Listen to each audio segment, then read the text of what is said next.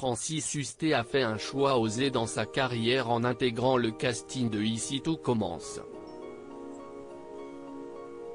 Homme de théâtre depuis toujours, il a joué plus de 4000 fois sur scène du Molière et a mis en scène une demi-douzaine de ses pièces.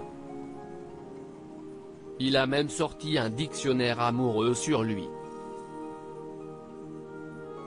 Et il aime tellement l'auteur qu'il serait prêt à renoncer à sa carrière théâtrale. Voici ses explications et son coup de pression. À Emmanuel Macron, Francis Hustet a littéralement lancé un ultimatum à l'actuel président de la République.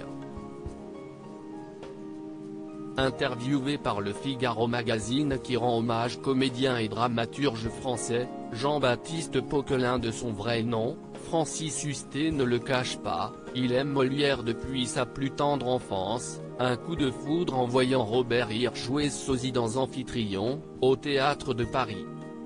Je me suis dit que c'était un métier génial qu'il me fallait exercer à tout prix. Lui qui a notamment incarné Don Juan a du mal à comprendre qu'on ne partage pas son amour pour Molière.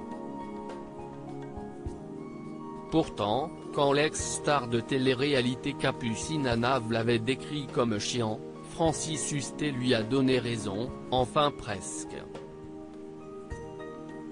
En fait, sans peut-être le savoir, elle parlait de l'enseignement trop littéraire tel qu'il est pratiqué dans les écoles quand il s'agit d'art dramatique.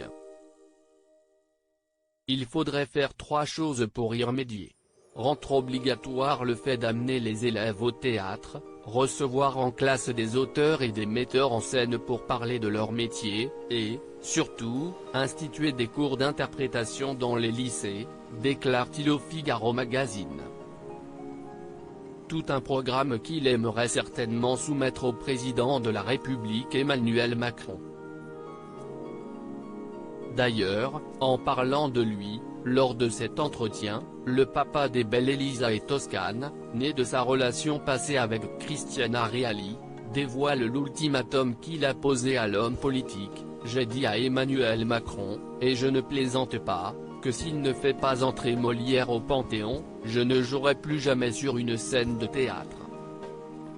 Alors, on verra. Mais j'ai toute confiance dans le président de la République. Voilà ce qui s'appelle aimer. La dernière personne à être entrée au Panthéon est Joséphine Baker, 46 ans après sa mort. C'était en novembre 2021.